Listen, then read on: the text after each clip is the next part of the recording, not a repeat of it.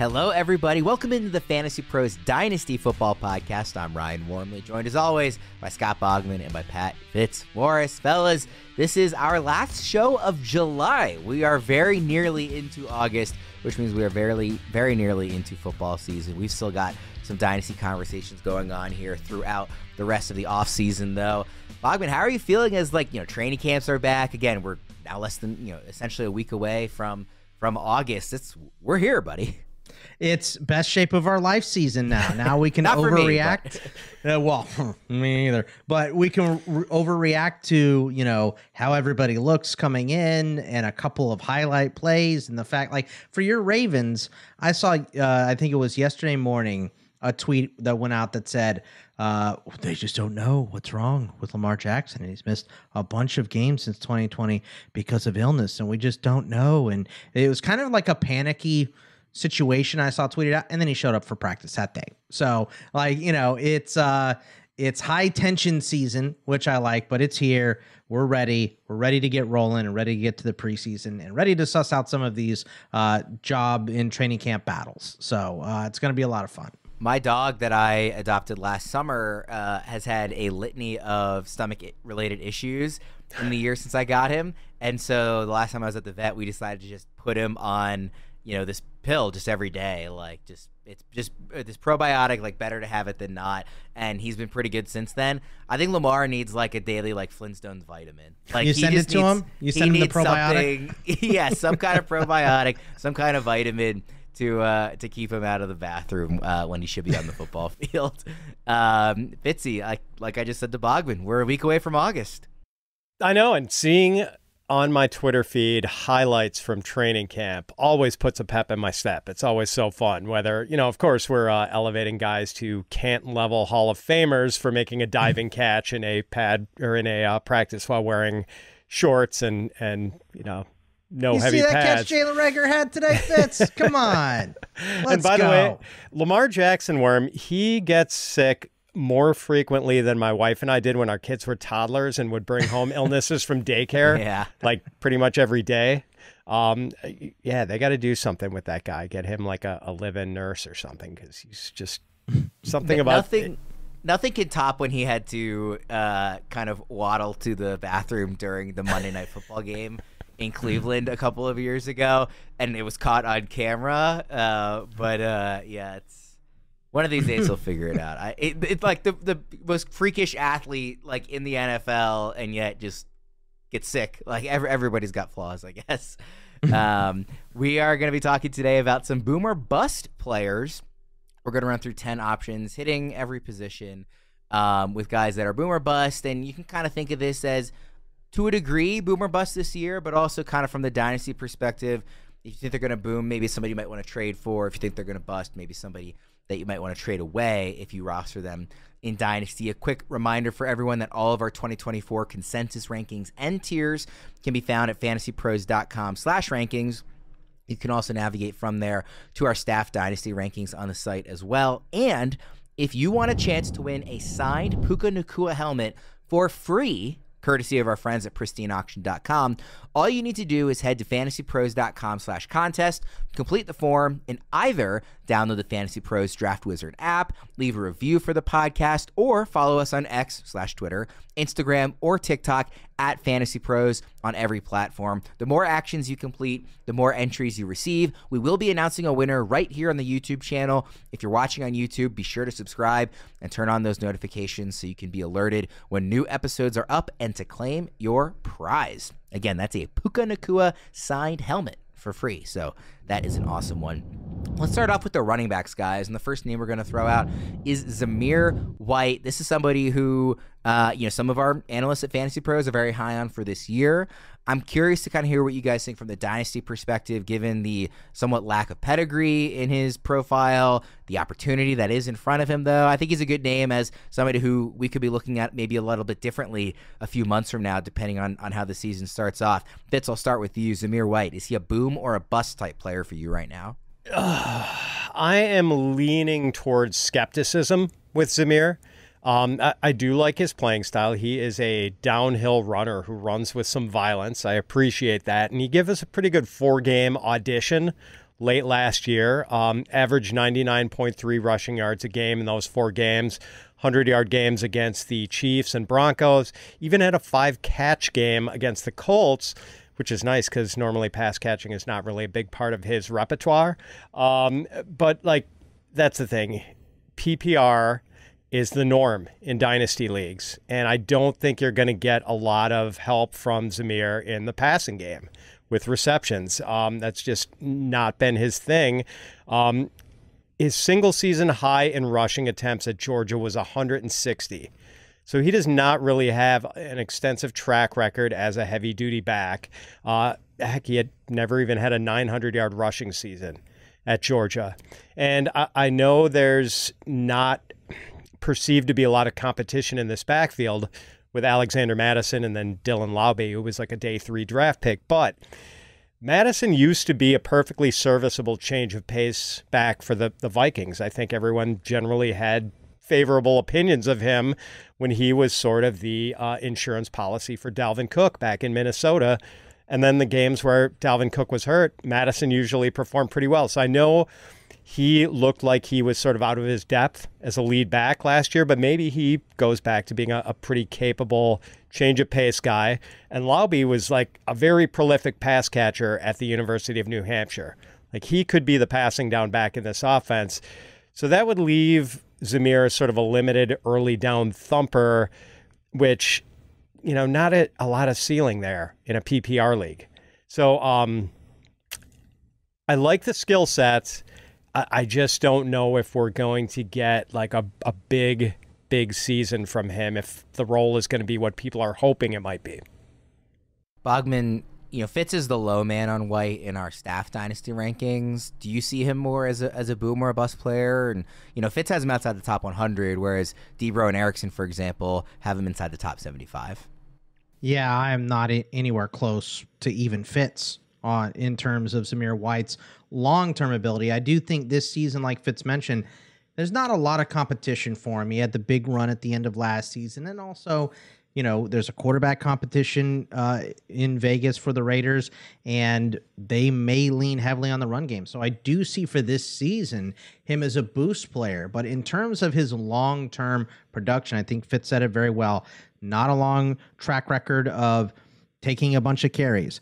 Not a long track record of, producing. So next season's running back class seems to be extremely deep. So if he doesn't perform at a top level and really take this job by the reins and, really be impressive this season, he can easily be replaced. I know running back is a position that teams don't focus on, but with all of the talent in next year's draft, you know, if they can pick up one late that can push Zamir White, someone to come into the NFL with more pedigree as well. So for me, in Zamir White, I do think his volume for this year makes him very attractive, and I think that he has a lot of touchdown upside. Being a big hulking back, he has the frame of a guy that can carry a big workload, but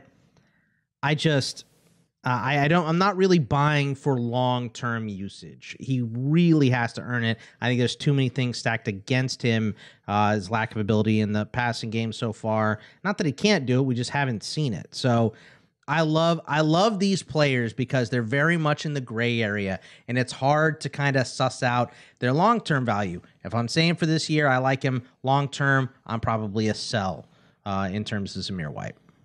Yeah, you know, for me, any running back who, in the first sentence of making the case for him, you mentioned the opportunity this year, I'm going to be hesitant about for two reasons. One is I just rather buy it on the guy who I really have strong conviction in the talent. And I'm not saying that can't be Zamir White, but the first thing you typically hear is, look at this backfield, like he has the opportunity to be the starter.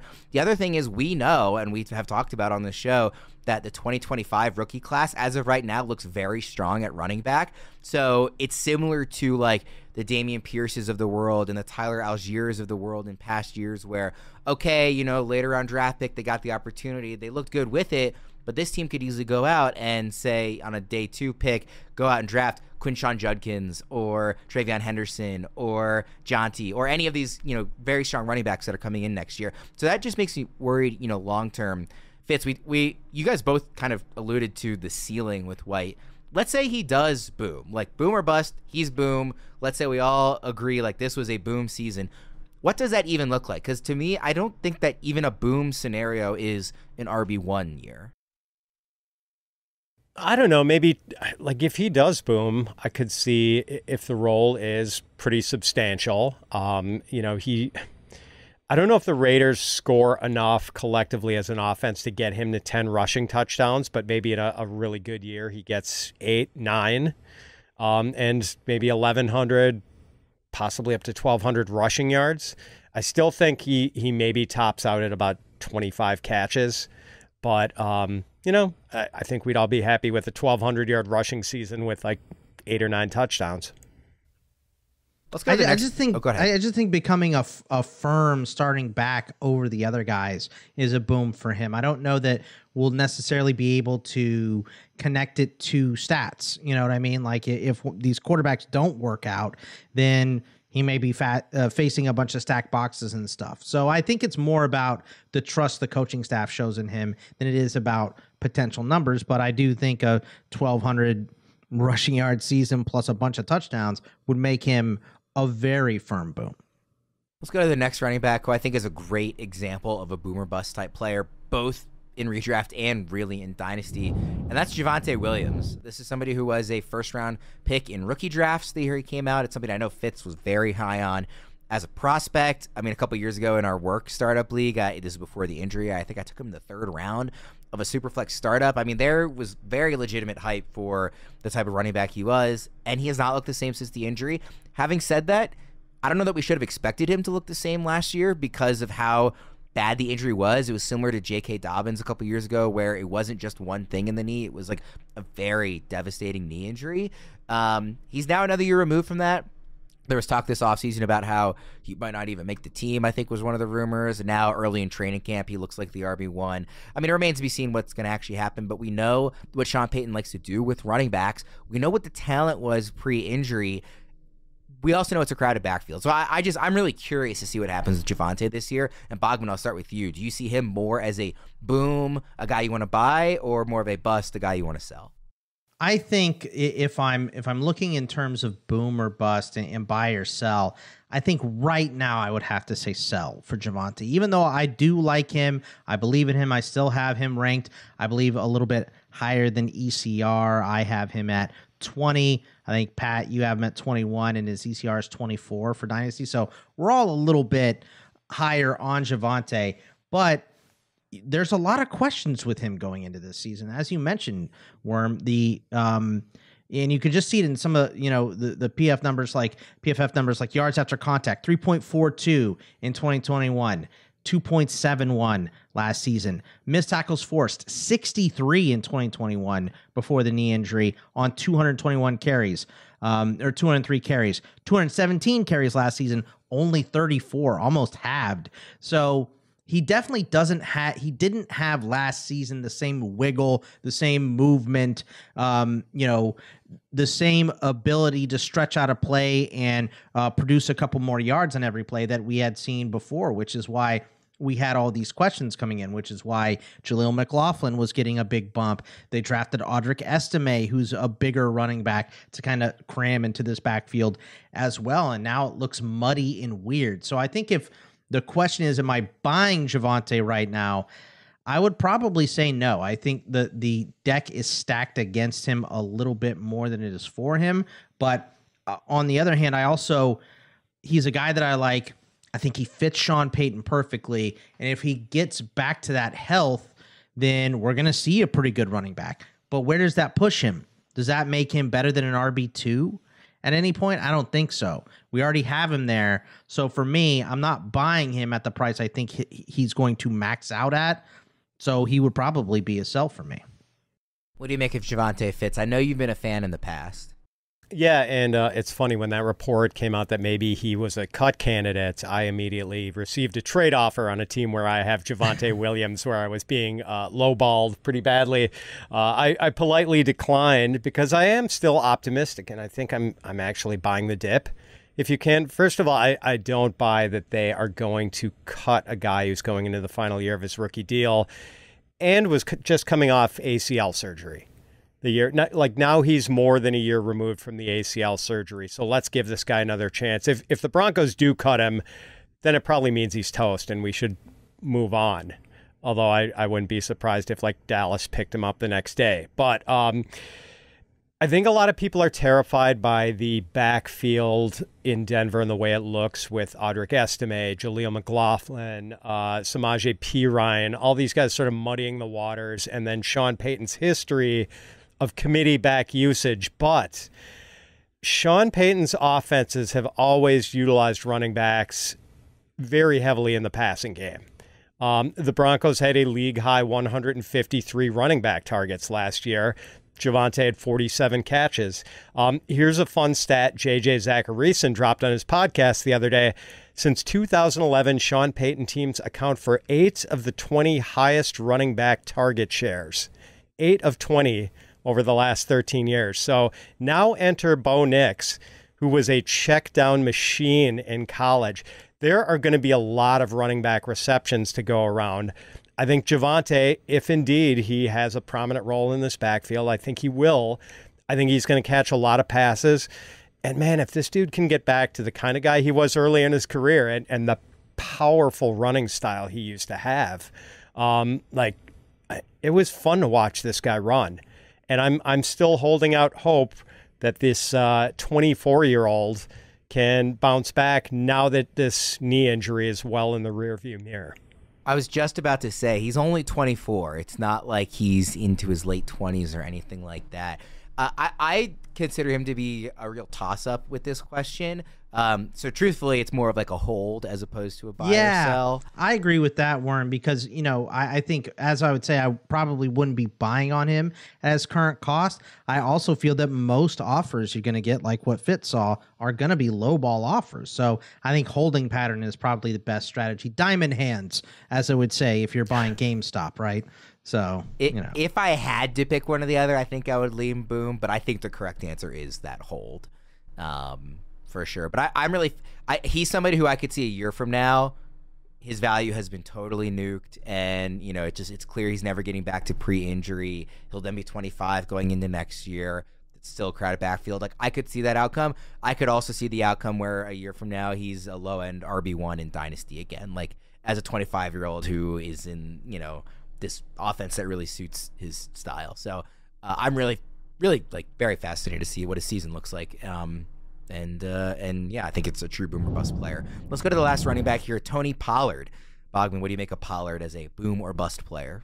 Yeah, Pollard is tough. And it's, when he signed with Tennessee this offseason, I went, okay, this is great. He looked better after the injury last year in the second half. He looked so much better. He's going to Tennessee. They invested in him. This is a new coaching staff. They improved the O-line. They improved the receivers.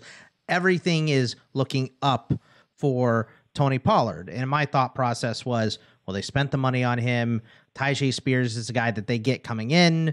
I think Pollard is going to be their guy. And then we open up camp, and the first day, Callahan talks about how we're probably going to pretty much split. I don't know if we're ever going to have a bell cow. We're going to ride hot hands. We're going to see, based on game plan, who's going to be more used. So Tony Pollard, to me, in even this season, is getting more and more cloudy. And I know Tyjae Spears has the knee stuff, and we haven't seen him have a giant workload because Derrick Henry was in front of him. He was great at Tulane. I still think he's a good back. The knee scares me a lot. So I am way more on the Tony Pollard side.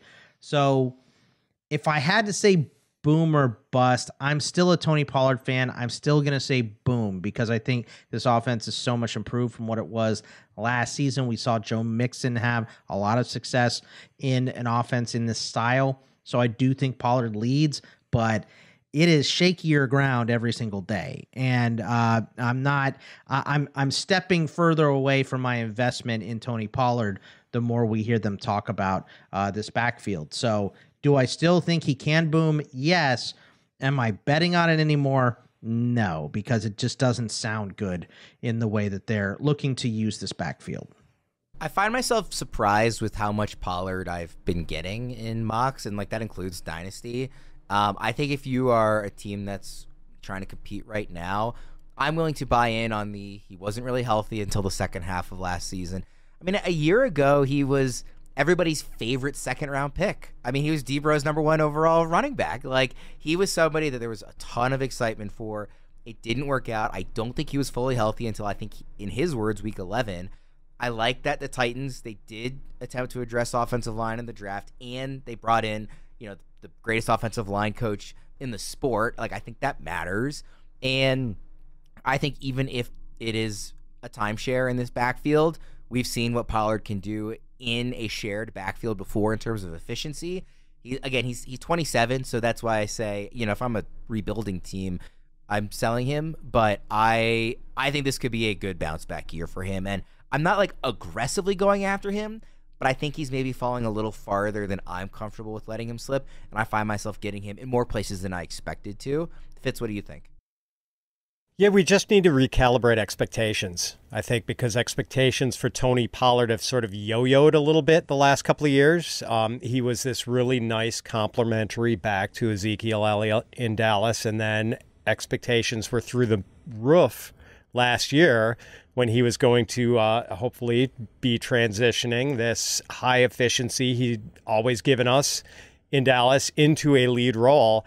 And then it just didn't happen. And it may have been largely because of that broken foot he was recovering from.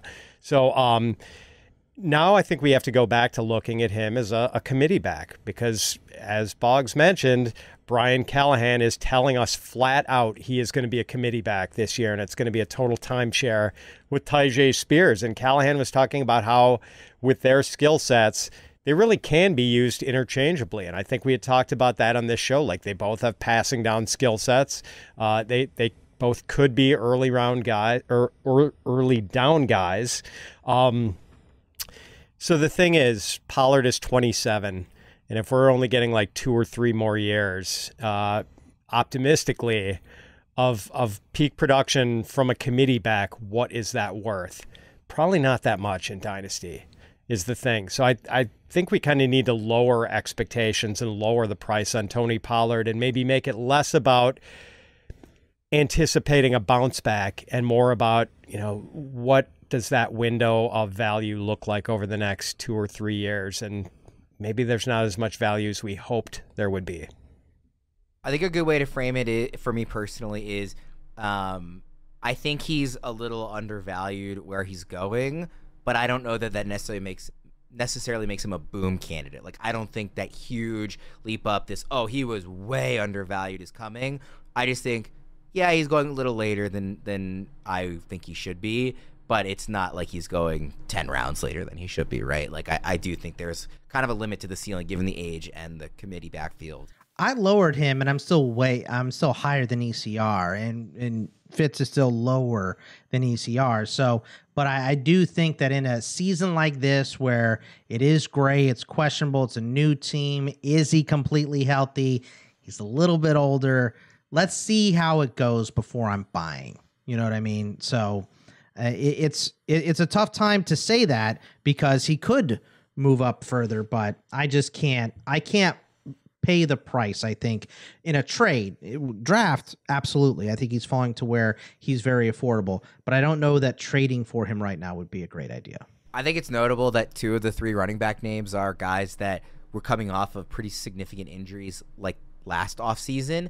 I actually just heard the Ringer guys talking about this too. Like, we say all offseason, like, hey, they're coming off these injuries. It might not look so great. Then it doesn't look so great. And then it's like, oh, we don't like this guy anymore. But it was kind of what we expected a year ago with the injury stuff. And so that doesn't mean that they're guaranteed to fully, be these star players and boom players.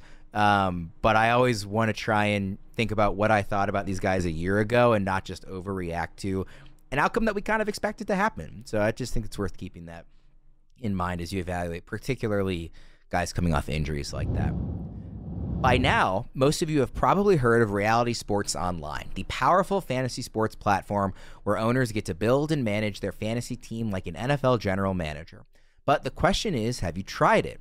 It's time to go see what all the buzz in the Dynasty community is about.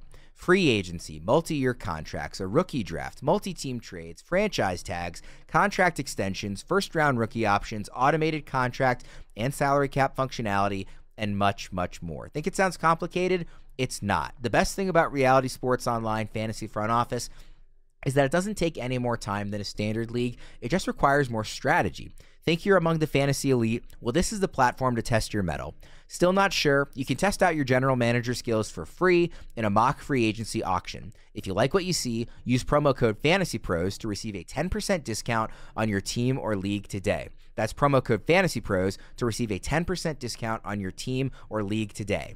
Fantasy just got real at realitysportsonline.com. Let's move to the wide receivers, guys. And we'll start with Jameson Williams, somebody who has gotten some buzz from his head coach during this offseason, somebody who was obviously a very talented player coming out of Alabama, kind of like the ultimate boomer bust guy, not just in terms of what he could be this season, but like on a game-to-game basis. He just is the archetype of a boomer bust type wide receiver. Fitz, I'll start with you here. Do you think he's a boomer bust in dynasty leagues right now? Yeah, you said boomer bust, Worm, and I play in some best ball dynasty leagues, and I play in a bunch of managed dynasty leagues. Like Jameson Williams is ideal for like a best ball dynasty league, and of course I have Jameson in 2 managed dynasty leagues and in none of my best ball leagues. So not ideal. I'd rather have him in the best ball. Yeah, I mean, he was such a game breaker in his final season at Alabama. 1,572 yards, 19.9 yards per catch, 15 touchdown catches, and 2 more kick return touchdowns. And we got maybe like a little taste of that in the playoffs last year. That's the thing. He's been used so lightly in the NFL. Brought along really slowly in his rookie year, understandably after a real late season injury, got the kid gloves treatment, had some injuries last year, but then towards the end, he was starting to become an impactful guy. And as you said, Worm, Dan Campbell has spoken highly of him. But the thing is, right now, I'm probably a little more leaning bust than boom. Target limitations are inevitable on a team with Amon-Ra St. Brown and Sam Laporta. So it will be wildly hit or miss week to week. The other thing is he's paired with a quarterback who does not really love challenging defenses downfield, Jared Goff. Goff likes to work the short intermediate stuff. So I don't know if this is the best situation for Jameson, playing with a couple of target hogs and playing with a quarterback who doesn't exactly love throwing the deep ball. What do you make of the situation, Bogman? Because it's interesting, like you look at Laporta and St. Brown and you're like, okay, well, these are 2 really good players, but they also don't play stylistically the same type of role that we would expect Jameson Williams to play. I think the point about Jared Goff is worrisome in terms of just like his style. But there's a real opening in this offense for somebody to fill the type of role that we believe Jameson Williams can be, like a borderline elite guy in filling that type of a role. So what do you make of the situation overall? Yeah, Jameson Williams was one of my favorite players to watch coming out, and he was so good at Alabama in that last year. Such a game breaker, such a just a difference maker. He could take one in the house on a punt return. He could score from any position on the field. He had the knee injury. I thought, okay, we're going to give him the mulligan on the rookie season. He's going to come and do his next season. That's when it's going to happen. And then it didn't. He had the gambling suspension, and then just didn't really fit last year for what they were doing a bunch until, like Fitz said, he showed flashes in the playoffs. So I think when I first started making my list, I was just way too low on Jameson because he burned me last year. I thought he was going to break out. He had 25 catches or whatever he had, and it just didn't work. This year, now we're getting the public buzz from his coach. But it is crowded. It's incredibly crowded. And you guys didn't even mention the running backs that they're going to give the ball to, too. And Gibbs and Montgomery, right? So you're third in the pecking order among receivers at best, probably fourth if we put Gibbs in there. And he is a boomer bust player. I think he's a wide receiver 4 moving forward as a boomer bust player. I think that's where we have him ranked, and that's where ECR is.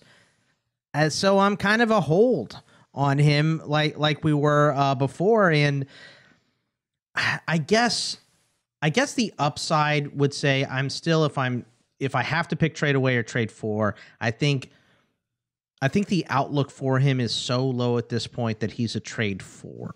I wouldn't say trade him away, and because now if you're trading him away, he's basically a throw-in. So there's so much talent there.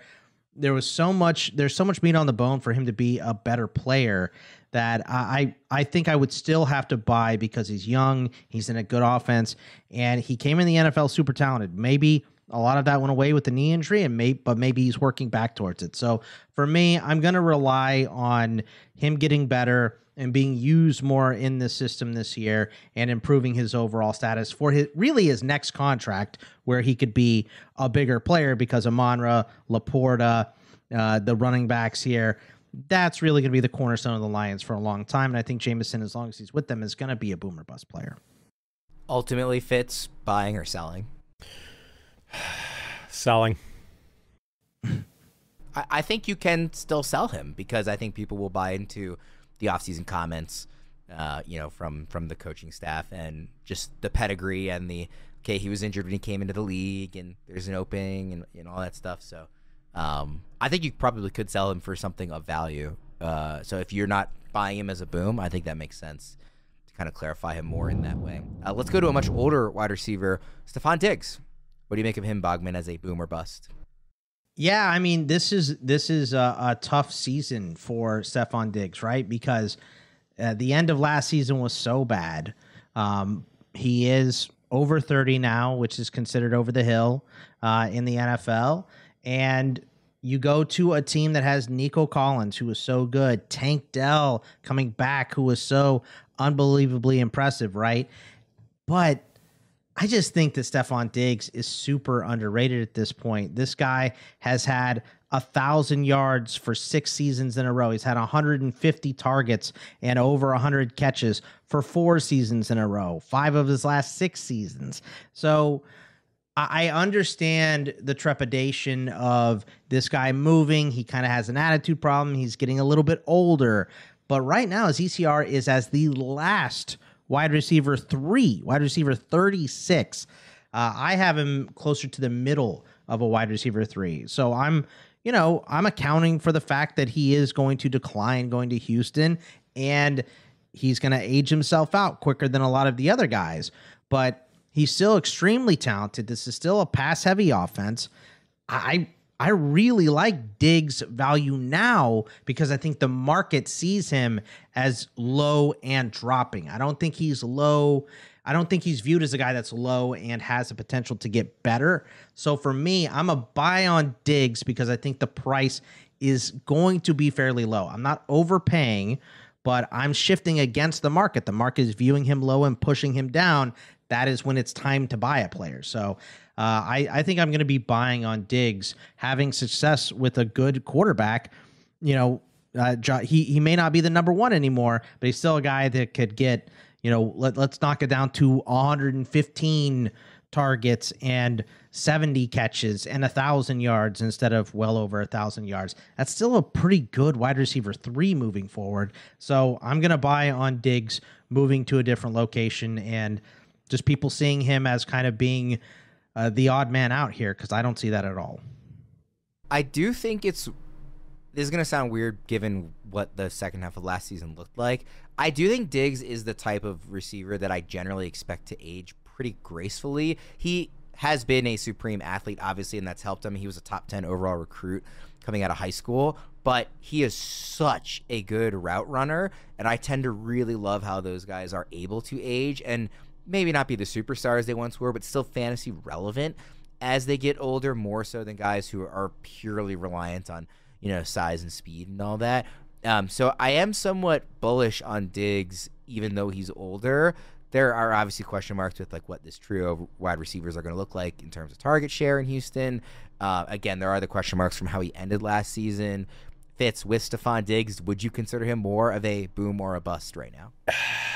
So, yeah, you talked about the way he ended last season, Worm. Over his last 10 games, from Week 10 through the end of the season, plus the 2 playoff games the Bills played, Diggs averaged 42.2 receiving yards a game, 5.3 yards per target, which is just terrible, and 1 touchdown in those 10 games. But so is it that Stefon Diggs we're going to get in 2024, or are we going to get the guy who averaged 111 catches, 1,343 receiving yards, and 9.3 touchdowns a season during his 4 years in Buffalo? So I tend to be a little more bullish on him. And even if, this target squeeze does affect his overall volume, I think he's still going to put up pretty good numbers. Unless he completely, unless the late season collapse last year is permanent. Right now, and by the way, just real quick, Fitz. Yeah. The first 6 games, he averaged 8 catches, 92 yards, and a touchdown. He was awesome. I know. So imagine your disappointment if you had him on your roster last year after that starts, only to see him just crumble in your hands. Right now, I think whether I'm buying or selling totally depends. Like, he should not be on any team that is rebuilding or retooling, and every perceived title contender should go out and try to get him. And I think the perfect deal for Stefon Diggs, if you are a true title contender, is your 2025 first-round pick, because that's probably going to be a late first if you are among the top contenders. And, I think that matches up pretty well with the value of Diggs, who should have another at least year or 2, maybe 3 of pretty good production. Last year, it always is terrible when it's a guy who is too good to sit and he didn't get injured. He's just playing badly, because it's not like if he gets hurt, okay, like you fill that spot with someone else, or if he had been bad from the get-go, it's like, okay, like he's washed. But it's like, we saw this to start the year. It's going to come back, right? And then it just didn't. And you just got these terrible scores week in and week out. All you need is a 3 to close out your dartboard, and you keep hitting 9s. Yeah. I mean, that's what it felt like starting Stefon Diggs last season at the end of the year. Maybe it's good that he's not in cold weather anymore, because he faded a little bit late in 2022 also. Maybe. That's a good point. The other thing I would say to your point about if you're a contender is when you want to go get him, if you are a rebuilding team, I don't hate the idea of let me hold on to him into the season and then sell him in season when A, somebody else has an injury and they become a little more desperate. B, we might see, proof of concept that he is going to bounce back in Houston if you have a couple of good weeks to start off. I wouldn't be surprised if Stroud and the Texans offense are like, let's feed him early to keep Diggs happy and engaged into the season. So it wouldn't shock me if his value is maybe higher in week 3 or 4, or even into like week 6 or 7 than it is right at this moment. So if you're a rebuilding team, I think it's okay to have him on your roster. You need to sell him for whatever you can get at some point during the season, I would recommend, if you're really not a contender. But not the worst idea to maybe hold him for now, and then 2 to 3 months from now, look to trade him. Next wide receiver here, Christian Kirk. Fitz, is he a boom or a bust for you? Boom. And I'm not sure I entirely agree with his presence on this boom-bust list, because I know he was kind of sporadic with his production in his 4 years in Arizona, but the last 2 years in Jacksonville, he's averaged about 65 yards per game both of those years. And I think he's going to average better than that this year now that there's no Calvin Ridley in Jacksonville. And I still think maybe there's another level that Trevor Lawrence could reach. What do you think, Bogman? I don't like Christian Kirk. I never have. First of all, he's an Aggie. He's disappointing when he came into the league.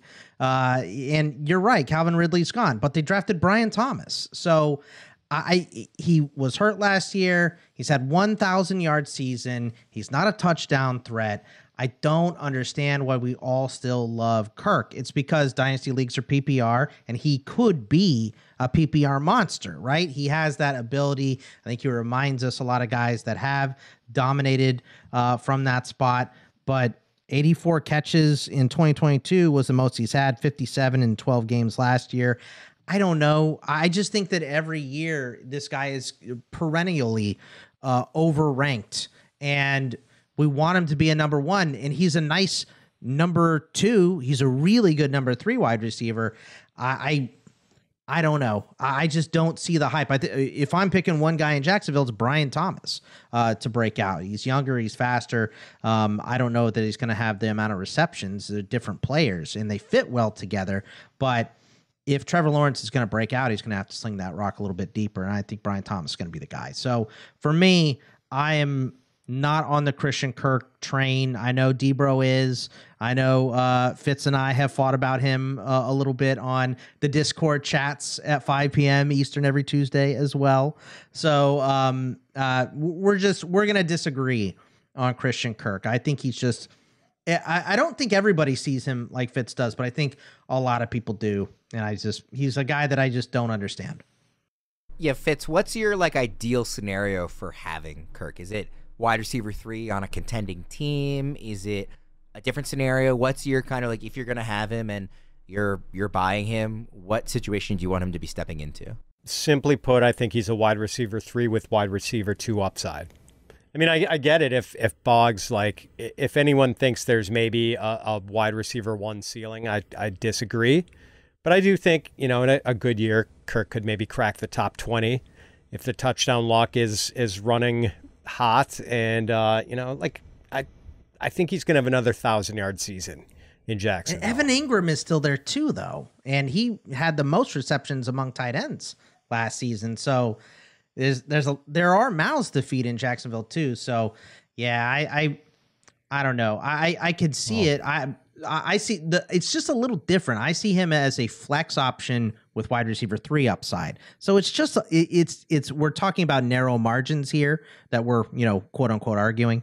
But I just see him a little bit less than most other people do. I will say that if they can protect Trevor Lawrence better, there's no way that Evan Ingram is going to sniff 100 catches, because I think he was just like the hot read for Trevor Lawrence when he was, in danger of getting murdered every game because the pass protection was so bad. Last receiver, a really interesting one, Jerry Jeudy. His dynasty value has basically gone down every year since he came into the league. Obviously, he's on a new team now. He got a somewhat surprising contract. Was really talented in college and somebody that a lot of people believed in for a long time. Bogman, are you still a believer on Jerry Jeudy? I don't know where you stand when he came into the league, but are you among those who are kind of holding on to the hope with the talent, or are you pretty done with him? Yet another Alabama wide receiver that completely duped me. I was all in on Jerry Jeudy coming out. I was super excited about him, but I do think that was pretty much the status quo with him coming in. That wasn't like a surprising take. He was one of the best wide receivers in that class, incredible route runner, great work ethic, all that stuff. Being in Denver in that mess of a scenario has hurt him. And now he gets traded to Cleveland. I don't know that he goes to a better situation here. We don't know we want to talk boom or bust. We could have put Deshaun Watson on this list, but I think everybody thinks he's a bust at this point, not just with the off the field stuff, but his on field performance has been miserable since he came back. Amari Cooper is the number 1 there. David Njoku is quickly moving to the number 2 behind him. And this is still a run first defense with Nick Chubb squatting 540 off of his torn up knee the other day. And they have Foreman and they have Ford. Run first offense, third option receiving. Doesn't look good. So I think I'm going to be out on Jerry Jeudy moving forward. Fitz? I will join Scott Bogman and Steve Smith of the NFL Network in the out on Jerry Jeudy camp. And I was duped too. I mean, he was an exceptional route runner and exceptional after the catch coming out of college. There were 2 ways that he could win. And I thought he was great in both of those areas. And since coming in, hasn't had a 1,000-yard season yet, hasn't had a 70-catch season yet, has 11 touchdowns in 57 career games. His best fantasy finished wide receiver 22 2 years ago. I guess that's maybe a ray of hope, that and the fact that he's only 25, but Cleveland doesn't really seem like the kind of place for a revival, especially with Old Faithful Amari Cooper there to hoover up targets. So I'm pretty out.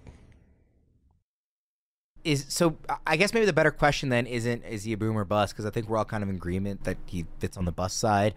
I guess the question is, would you sell him for a bag of peanuts, or would you like try and see if maybe, again, you know, new team narrative, bounces back in the first week or two, and then try to sell him? I'm probably holding, just because his value has just plummeted. I mean, like, I don't know if I'd want to just accept a third for him. I'd rather just go down with the ship. Yeah, I think I'm on that same train of thinking here, Fitz. I think, you know, if he's your second or third wide receiver on your bench, that's fine. I'll say this, though. If I'm in a trade and we're looking at the finish line and they want me to throw in Jeudy, at this point he's a throw in. That's fine by me. I'm not gonna trade him for a third round pick because he could potentially be valuable still a young age, new offense could open up some things for him. But as a throw in to get a deal done that I want done, somebody wants to take a shot on him, he's not going to stay on my team in that scenario. I'll get rid of him. Well, let me flip this, and we don't need to spend any more time, but just very quickly, Fitz, if somebody offers you Jeudy for a rookie fourth rounder, are you saying, listen, that's nothing, I'll just take the shot on the prospect? Sure. A 25-year-old dude who finished wide receiver 22 in PPR 2 years ago. Yeah, I'd send him a fourth for Jeudy. Would you do a third, Fitz? Let's play chicken. Would I send a third rounder to someone for Jeudy? Let's say you're expecting it to be like a back half of the third round. Yeah. I think I would still even do a third. I'd probably do a third. But that's where I draw the line. Yeah. I'm not going to a second. I don't think I would, because I think the most likely outcome is in May when I'm all excited for my rookie drafts. I'll be like, boy, I wish I had a third instead of this waste of a roster spot. That's just my expectation, but I get the case for it.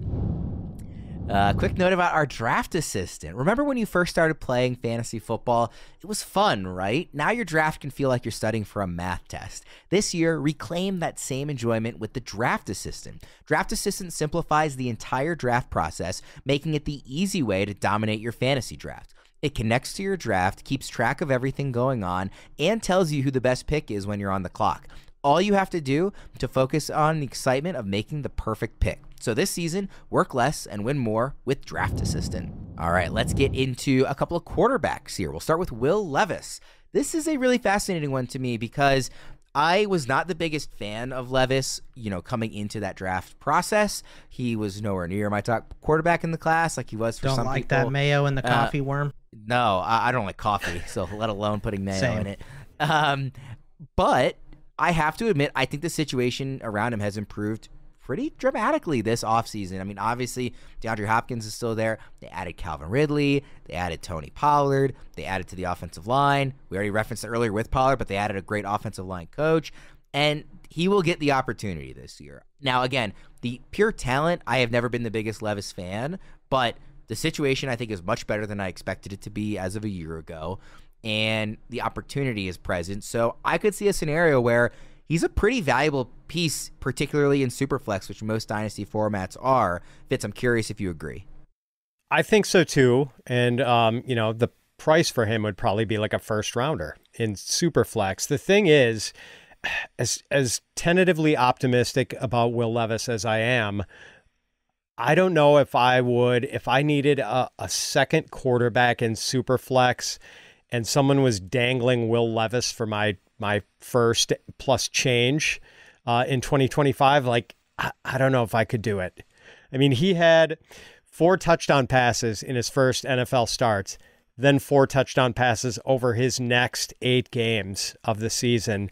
Although last year, wasn't all bad for him. A 7.1 YPA, which is actually better than Justin Herbert has done either of the last 2 seasons. Kept his interceptions under control, only 4 of them. Normally turnovers is a big problem for a lot of rookie quarterbacks. He's got a rocket arm, and they've really built around him. They've brought in, Bill Callahan to fix the offensive line. They've plowed some resources into that. They brought in Calvin Ridley. They've brought in Tony Pollard. So they're trying to set this guy up to succeed. But Will Levis was kind of, his prospect profile, not unlike that of Josh Allen, where a lot of people thought Josh Allen was just sort of this wild Bronco who would make, a crazy good highlight reel throw and then make a throw that just had you completely scratching your head. I think it's going to be a bumpy ride. I'm trying to stay optimistic. And Bogman, don't totally knock the mayo and coffee thing. Like I've never tried it myself, but Portillo's, the Chicago-based Italian beef chain here, they put mayonnaise in their chocolate cake, and it's delicious. Yeah, but that's before they bake it and make it. They don't put it in on top as a garnish. Fair point. Like Will Levis is. Look, I'm not from Chicago. I've never been, but I had a Portillo's down the road from my place in Scottsdale. So I've indulged on a couple chocolate cake shakes. You can't taste the mayo in them at all whatsoever. For Will Levis, this is a guy that he can absolutely boom. But he has to use every tool in the toolbook. They got to let him run like he can. It was so weird when he was in college, that sophomore year. Incredible. Junior year, it felt like he was trying to protect himself to get ready for the NFL draft. And it slipped him into the second round. And it put him, behind people in Tennessee that were no good. I mean, this is a guy with all of the raw talent. Can it work out? I'll say this, and this is a stat. I don't know that if I mentioned it here. It's one that I looked up and found and I love. Will Levis had the highest deep ball attempt percentage in the NFL last season, 22.4%. And it was the highest deep ball rate since 2011. Two QBs have gone over or close to this, 22%. One was higher. The only guy with a higher deep ball percentage than him in 2011 was Tim Tebow. The other guy was Vince Young. That is not good company to be in when we talk about your longevity. Now, it was a bad system last year. He was probably trying to play hero ball a little bit too much and show off that arm, but they added Calvin Ridley, who had a lot of deep balls thrown to him last season. DeAndre Hopkins is one of the best deep ball players in NFL history. Tyler Boyd was on a vertical offense in Cincinnati. They improved the O-line. They brought in the O-line coach. Everything that you see adds up to him being improved this season. What is that improvement, though? Is that up to a low-end QB2, or is that like we're bumping against QB1 territory? I think since it's so hard to trade for quarterbacks, specifically in a super flex, that if I can trade for him and get him for less than a first rounder, I'm doing it. But if it's going to cost me a first rounder, and like Fitz said, first and change, hard pass. I can't do that. So if I can buy him on the cheap, where some people have him, I'm doing it. But if the cost is too much, I'm immediately out. So I'll say for the most times, I'm probably going to be out on Will Levis. The thing with Levis, too, is that we'll know after a year. Like, this season is going to be very telling, and he's not going to waste a spot on your roster. This is it. Half decade. We'll know this year if it was worth it or not. I think the ideal scenario is pretty clear. I'm maybe a little nervous if he's my QB2 in a super flex, but I'm pretty pumped if he's my QB3 because the upside case is clear. And again, if this year doesn't go well, okay, well, I just need to solve QB3 again next year. It's not like I'm missing out on a guy that I'm relying on to be a long-term starter. So I think he's a great option to have as your QB3, just given the upside. But if you're relying on him for anything more, maybe it works out. I wouldn't be betting on it. By the way, I cannot judge the mayo stuff. I'm not a big mayo guy, but I as a kid, I did some vile stuff with ketchup and what the foods I would put ketchup on. I don't have a sense of smell, so I really relied on it as a very strong tasting experience for eating. Yeah, so it wasn't mayo likes for me. A lot of spicy stuff, so because you can actually taste it. I don't know if anybody on planet Earth handles spice and heat better than me. Well, not everyone's senses are dulled like yours, so of course not. It's the habanero king. That's what we call him. Yeah, I would be a disaster on hot ones or anything like that.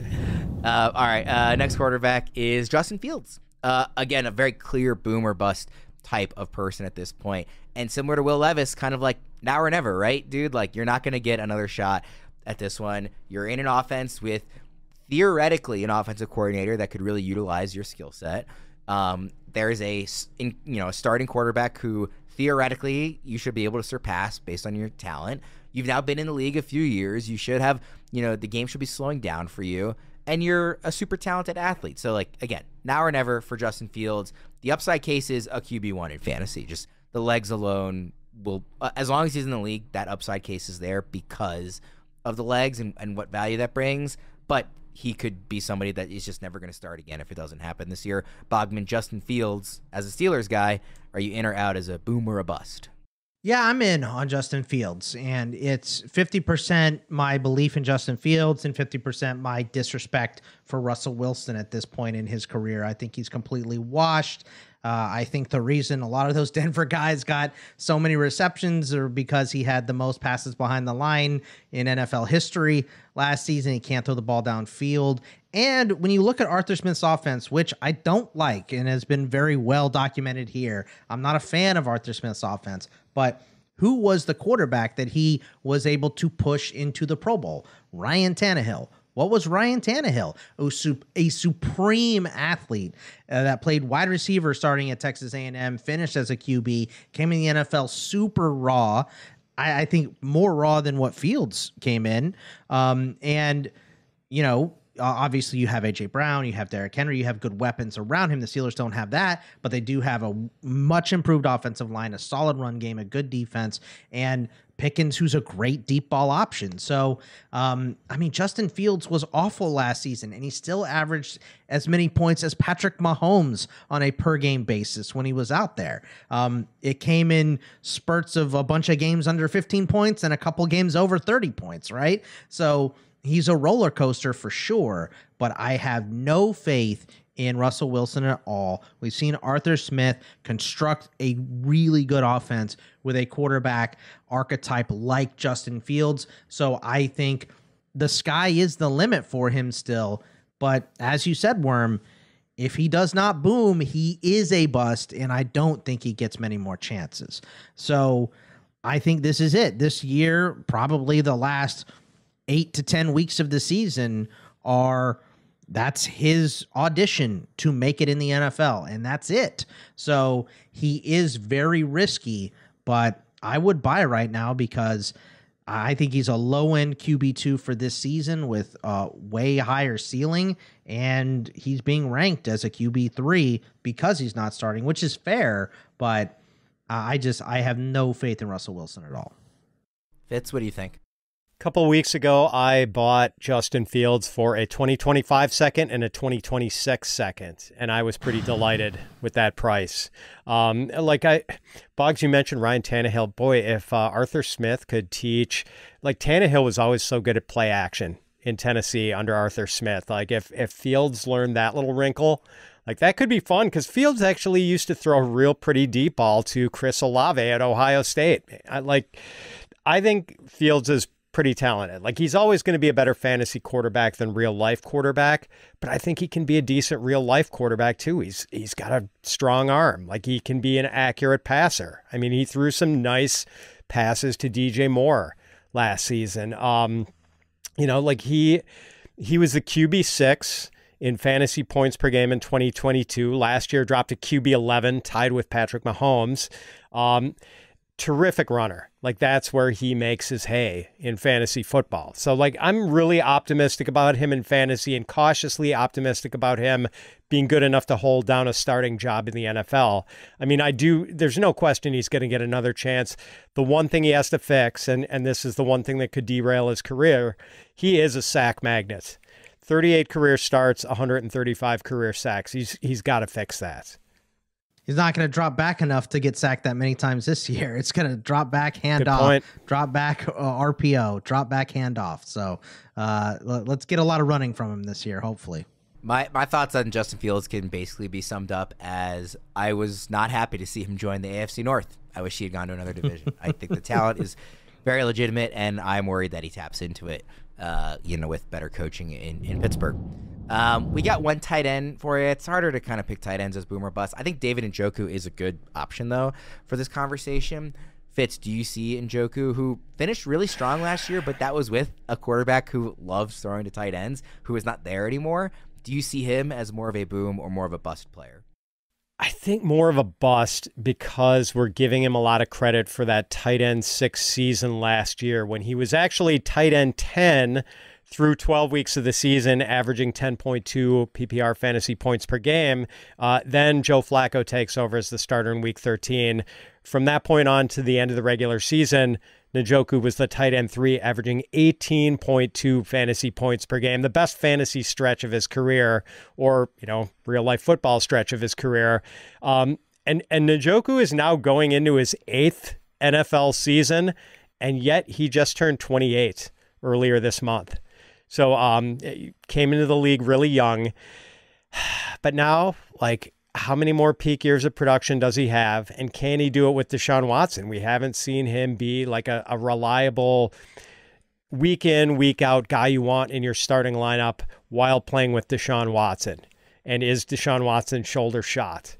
So I tend to be a little skeptical on Njoku. What do you think, Bogman? I would say, just quickly, I agree with Fitz, and I would definitely lean more towards the bust. If I had him, I'd be really happy to sell after the end of last season, much more than I'm looking to buy. Yeah, I'm a higher ranked than ECR, and I'm still thinking I'm probably a sell on David Njoku too. He has improved 4 seasons in a row. That's great. The big finish was awesome, and we know it's in there. I don't think that's ever been a question. His talent is not a question. I think if he went to a different team, let's say, next year he ends up in San Francisco after Kittle retires or something, poof, boom, in that offense, right? The talent is in there for David Njoku. It's being stuck in Cleveland, a run-first team, as the best blocking tight end on this team as well. He's used a lot to do that. When Harrison Bryant was in there, they would have him block and have Harrison Bryant run routes because Bryant couldn't block. So he's just not properly engaged in the receiving game in Cleveland. I don't think a lot of that is changing with Stefanski. Maybe it will because he's going to be calling plays this year, as he announced today or yesterday as we're recording this. But I can't get there. They're a run-first team, and they added Jeudy, who, I know we didn't like, but that's another big receiving option on that team to go with Amari Cooper, and they're running first. There's just not a lot of upside until he gets out of Cleveland for David Njoku. For me with tight ends, I look at everybody outside of the top 2 tiers, the 2 tiers being Laporta, McBride, Kincaid, Andrews, Pitts, Bowers, Hawkinson, Kelsey, and Kittle. Those last 2 obviously more if you're in win now mode. For everybody else at the position, I'm only interested if I see a path to you getting into those top 2 tiers in your career. I'm willing to buy in on Freiermuth this year. Ben Sinnott is talented and just a rookie. Isaiah Likely, if he gets an opportunity outside of Andrews' shadow. Njoku is not in that category for me. The guys like Njoku, even Evan Ingram, who I know other people like more than me, Dallas Goedert, if I just don't see them leaping into that tier 2 or above, I'm just not buying them in Dynasty. It just doesn't feel to me like a good use of resources, whether it's draft capital or younger players at other positions. And so, like I said, Njoku falls in that category of I'm not going to be trading for him pretty much under any circumstance. And if I had him, given what we saw at the end of last season, I would very happily be selling on him. So we'll get out of there on that one. We got through 10 boom or bust players. I appreciate everybody sticking around for the episode. We will be back again next week. For Bogman and Fitz, I'm Ryan Wormeli. We'll see you again next time.